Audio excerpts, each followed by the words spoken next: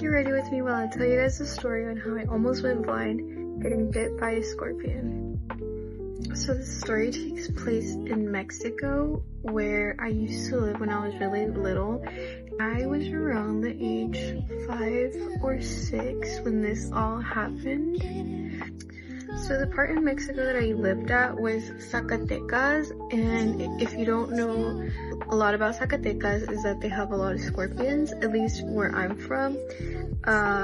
My dad currently lives there, and so I do visit really frequently, but in this story, we still all live there. Me, my mom, and my dad, we were all getting ready to sleep. I slept in the middle, and which is where I usually slept with my parents. And it was night, and it was really dark. I remember in that room, we had like no little like lights, like it was pitch black. So the room was pitch black, and I don't remember how the sting felt, but I remember it hurting a lot. I remember crying, and my parents woke up because they were like, what the heck is wrong with her? She's crying a lot.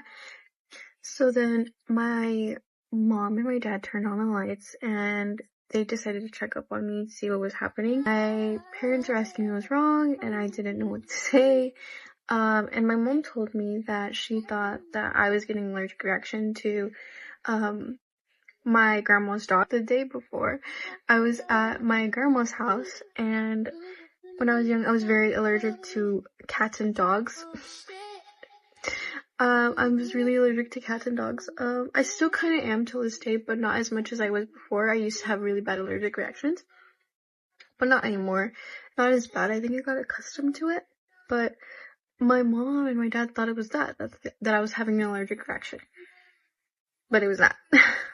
And so I still kept crying. My parents were like, something has to be wrong. I was crying too much. And so they decided to take me to a local doctor. It's like a really small pueblito, which is like a small little town, and they had like no hospitals, and the nearest one, I think till this day, is like 20 minutes away.